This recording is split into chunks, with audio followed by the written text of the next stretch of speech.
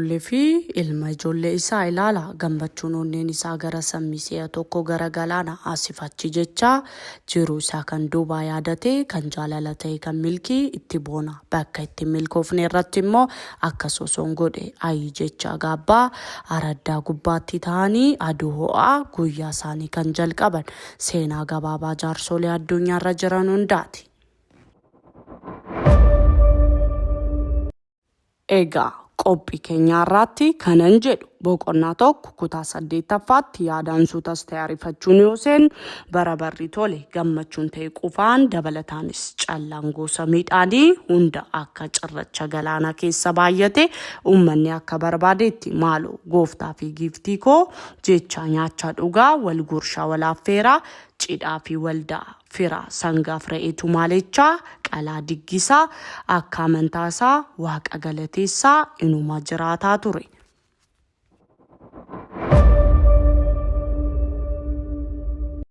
Ta'us garuu gochaaf dubbiin qa'ee dargaggoonni dheechisaan ijoolleen kokkoflaan haadholiin ililchuun shamarran miidhaginaan jaarsoliin eebbaa bareechan oole buule halkana bari'ee suuta qilleensi quufaa fi nagaa hiriirsaa dhufe gara dubbii eessaa dhufe hin jedhamne raafamuu waraana jechootaan wal darba eegale. Akka puuphaa harkaa nama irra kufe yoo cabu nama arsu nagaanis akkasuma harkaa yoo ba'uudha bu'aan isaa hammana. Akka guddaa ta'e namatti beekamu.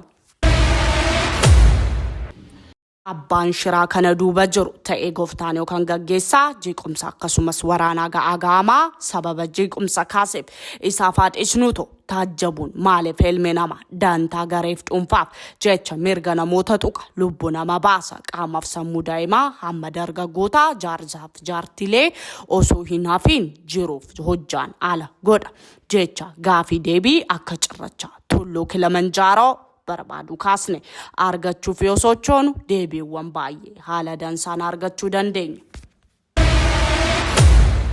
Mee har'a qophii keenya kanan jedhu siniif qopheessineetti kallattiin seen waraanota biyyoota ta'e wal waraansa waliinii addunyaa kanarra godhaman hundinuu qaamaaf gareen muraasa sababa waliigaltee dhaabuun akka godhaman lammiin waraana saniin miidhamtoota malee harka keessa kan hin qabne ta'uu isaa yeroo garaagaraa ibsamuuf yaalameera. Ka'umsaan waraana kamiifuu bifa adda addaatiin sababni baay'ee dhiyaatus garuu harki caalu wal dhabdee murnaa muraasaatiin akka ka'u ibsuuf yaalu. Kanaaf waraana ka'een lubbuu lammiilee hedduu haala gaddisiisaan darbaa qaamni isaanis ni hir'ata. Qabeenya waggoota muraasa keessa bakka ittiin deebinee barbadeessaa sammuu ilma namaa keessa akka bosona qeerransa of keessaa qabu fakkii sodaachisaa qabatee ta'a. Sababa waraana ka'e kanaan maatiin waan godaanuuf yookaan bittinnaa'uuf ijoolleen abbaa fi haadha malee goddachuuf dirqamu. Kun immoo dinagdee biyya irratti miidhaa akka salphaatti hin ilaalamne fida.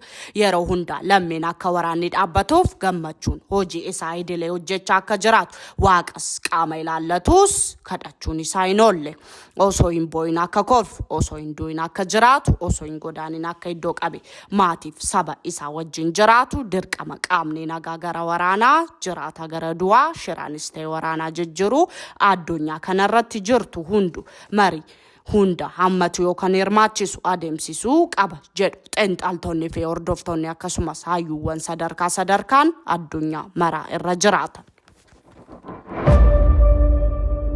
Kanan jedhu boo'ichi lammiilee bara baraaf yoom laata mootummoonni addunyaa kana keessa jiran hundumti deebii qajeelaa waraana dhaabuuf ta'e siyaasa sirreessuuf waadaa seenanii hojjaarra oolchuuf kan socho'an. Kanan jedhu akka annanaayyoon Oromoo elmite dhugamuuf hawwamu sana osoo uummanni beela'u rakkatu waraana du'u mada'u ilkaan isaanii miidhagsanii bulchitoonni keessattuu biyyoota Afrikaa mul'achuu isaanii yoom laata kan dhaaban.